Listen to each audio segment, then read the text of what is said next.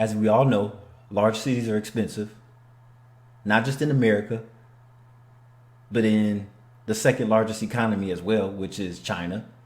We're not going to talk about the other countries because China and America seem to have a lot of similarities. The only difference is China seems to be more on board with the AI and the robots and everything. But we'll be there shortly too. But let's talk about how this woman only got $78 back for a condo she paid almost $200,000 for. That's heartbreaking. Don't forget to hit that subscribe button and shout out to China Deep Dive. Let's first introduce the experience of a lady whose home was auctioned off by the bank. Her property is worth $150,000, but she only got $78 in the end.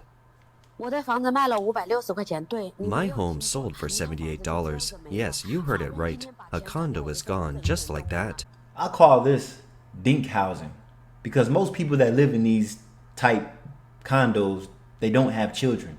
They might have a small pet, a dog or something, but don't count on them having like a large family moving into something like this. No, too small, and traditional families wouldn't move into nothing like this, or will they? But that's not the point. Just like that. When the court transferred the money to me today, I couldn't think straight. In 2018, I bought a 100 square meter condo in East Lake, Wuhan City with a total price of $150,000. But see, 2018 was before the world shutting down in 2020. So this was 2 years before COVID. So of course things are going right, or at least better than they are now. And the average Joe can't afford a home mortgage, let alone rent. The average person can't even afford to pay rent on their own. So just think about that. At that time, I had $41,520 in hand, and I borrowed $4,152 to make a down payment of $45,673, with a mortgage loan of $104,000. I just gritted my teeth and bought it. It was not until last year that I discovered that I had paid the bank nearly $50,000 in 7 years, of which $38,752 was interest, and the principal was less than $11,000. All right, where's my people at? It's a waste of money to rent. It's cheaper to buy. All these dumbass arguments. And these are one of the top arguments, rent versus mortgage. But what happens when you stop paying for either one? You have to go. And I still had a mortgage of $90,000. Due to some reasons, I stopped paying for the mortgage and was sued by the bank in the second half of last year. Not only was the condo seized, but my bank account was also frozen. And there were late fees, litigation costs, attorney fees, the court appraisal, and execution fees of around $14,000. The court appraisal was $118,000, so after deducting all the other expenses, only $78 was left. That's crazy. So, not only was it seized and sold, but she still had to pay the mortgage. She defaulted on that, and they sued her. I also spent over $10,000 on the condo finishing, and everything is gone. But fortunately, I did not become a deadbeat, so my credit record will not affect my children.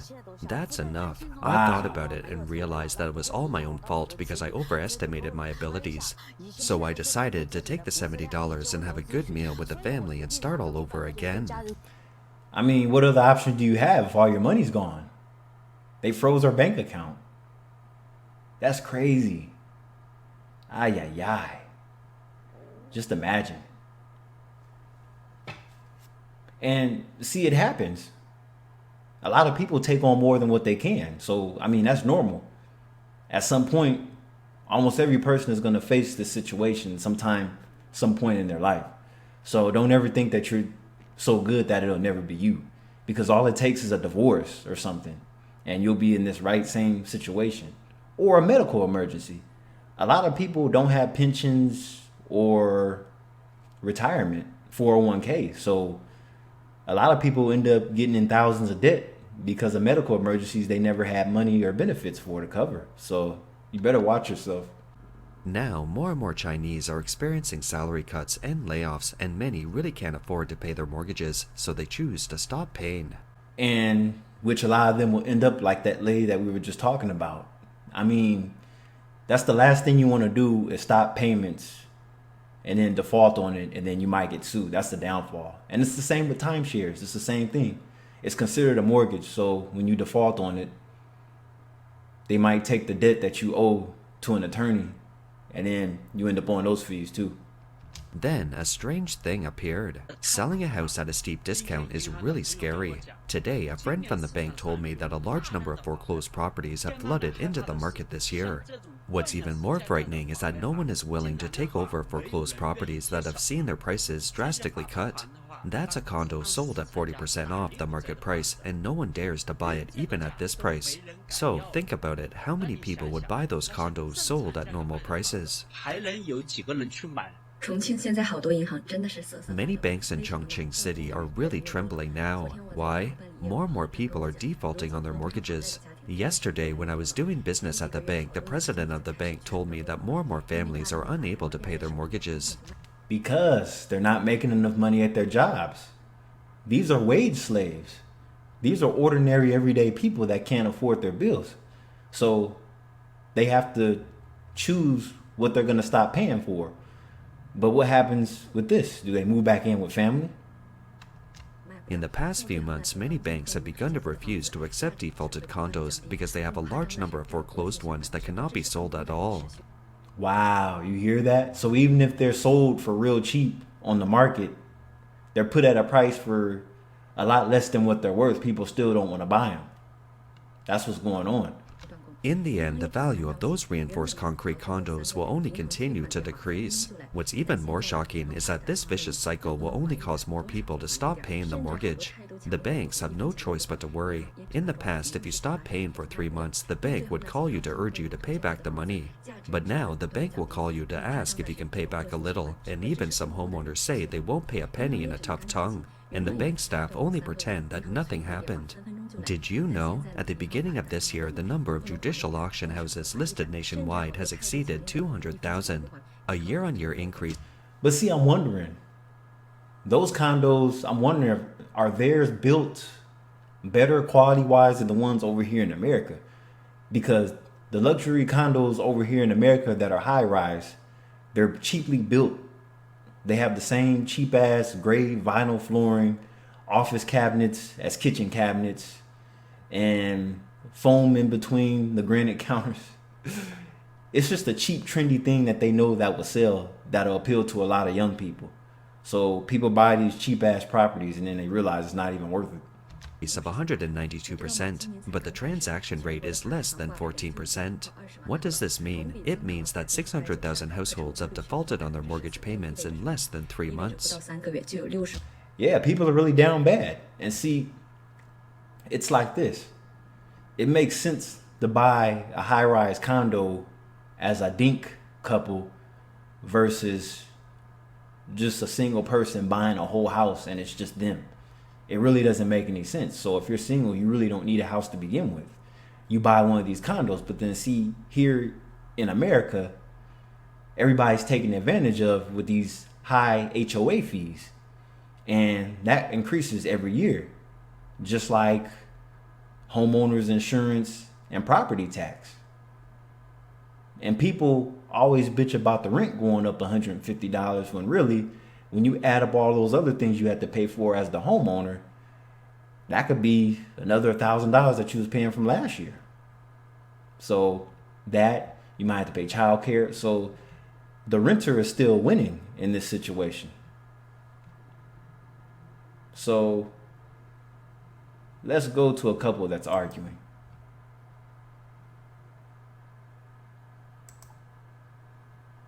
These people. Ordinary people are struggling under the rule of the Chinese Communist Party. This is a couple arguing. The wife couldn't stand the grievances in the workplace and resigned, and was scolded by her husband. How come you say you don't want to do it, then you really don't do it? Who doesn't get irritated at work these days? My boss scolds me like a fool every day. Shouldn't I go to work as usual the next day? You quit your job just because you're not satisfied with it. You've changed 2 jobs this year. And see, I've noticed that with a lot of women. A lot of women, they jump all over the place. It's like the new thing now, not to be stable. Like another thing with these young people, these millennials, they're very fickle.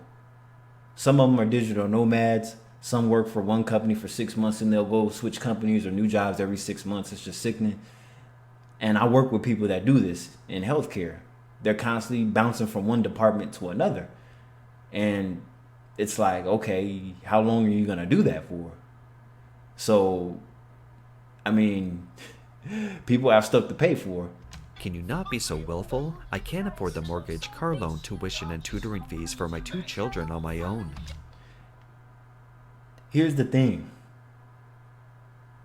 Here's the thing. As a man, the man is expected to handle most of the bills. I bet you they're not in a 50-50 relationship from the sounds of it. The man is still expected to provide mostly, even if they were in a 50-50 relationship. The thing is, what happens when one person loses their job? They're going to get barked at, right? It causes separations, divorces, and everything. But how long would a woman struggle with a man that can't pay for most of the bills? Not very long. She'll do it temporarily because most women aren't used to providing like that, or at least taking on a full household.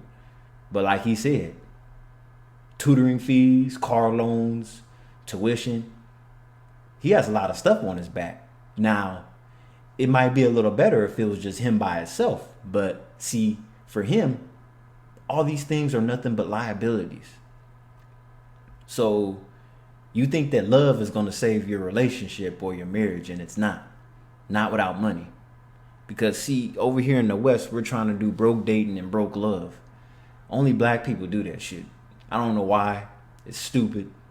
It's like, if the man can't afford to pay rent, a 1-bedroom apartment for rent on his own, why would you go out and spread your seeds everywhere? I'm just not understanding that. It's like there's just like no discipline in that. You know you can't afford 100% provide for yourself, but yet you want to have all these kids and have all these liabilities. And it's just a never-ending cycle. You can't earn back the clothes and cosmetics. Can I go look for a job tomorrow? How come other people's wives in their 30s or 40s can stay at home while I have to go out and work? Ooh. So, with her saying that, that means that they have a lot of friends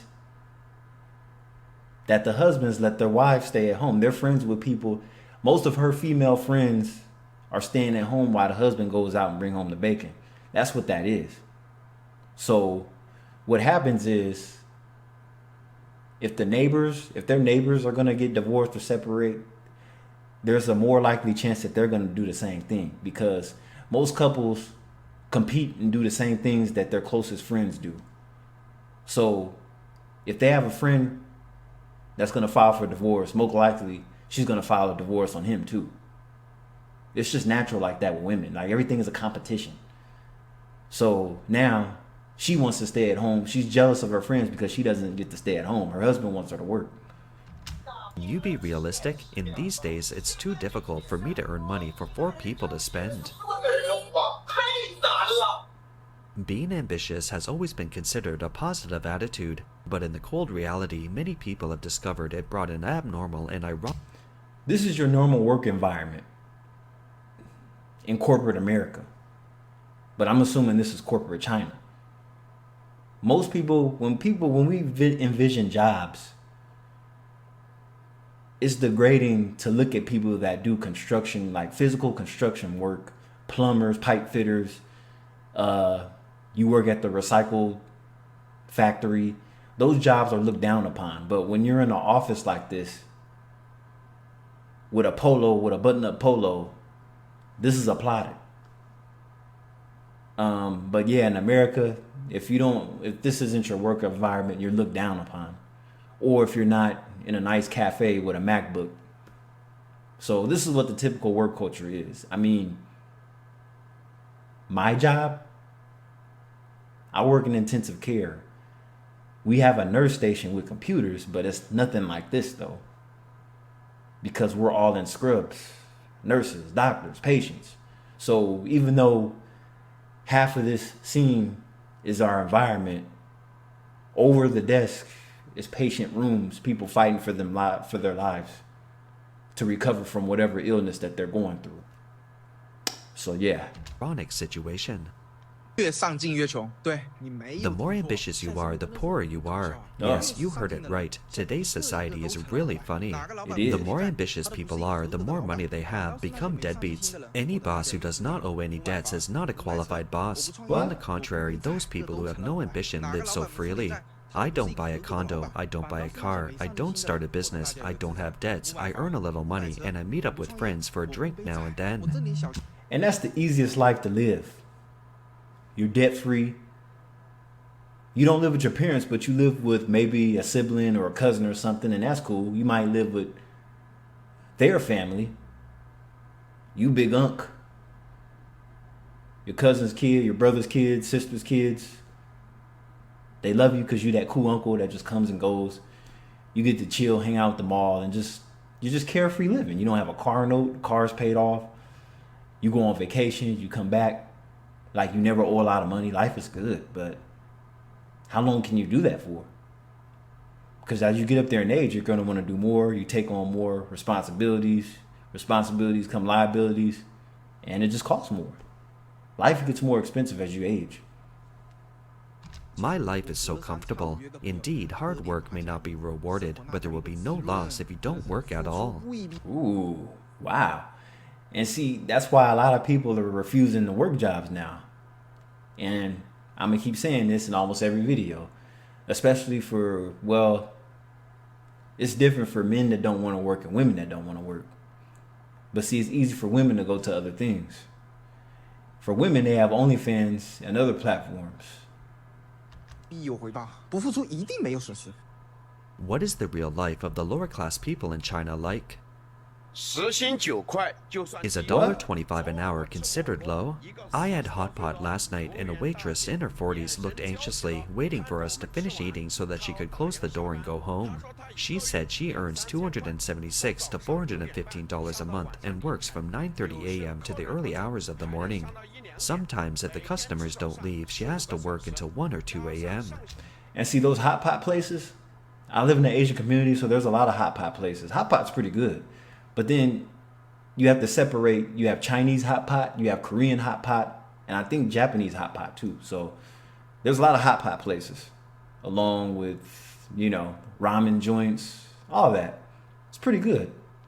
She works at least 15 hours a day, plus commuting an hour to get home. Some of those places stay open until 1 or 2 o'clock in the morning. It's actually pretty cool. And sleep, so she only has 7 or 8 hours of rest. We are a 5th tier city, which means this lady's hourly wage is only about 80 cents, and there are no weekends, no social security, not to mention provident funds. And see, that's another problem. A lot of people that are working, a lot of them don't have the proper benefits in case something happens. If you're working full time, but see, now a lot of people, China's just like America, relying on gig work for that extra money to get by. So it's like, why would you take on a mortgage if you're barely getting by with rent? So if you could barely get by with rent and you go take on a mortgage, it's just like nothing's guaranteed now. If you rewind the clock back to your grandparents' days, let's say you're my age, you're 38, you go back in time to when your grandparents were your age. Of course, you weren't here to see that, but if you're lucky enough to talk to them today and they're still alive, they could tell you almost nobody really lost their job like that. There was more job security. There's more loyalty between the boss and the employee. But things are completely different now.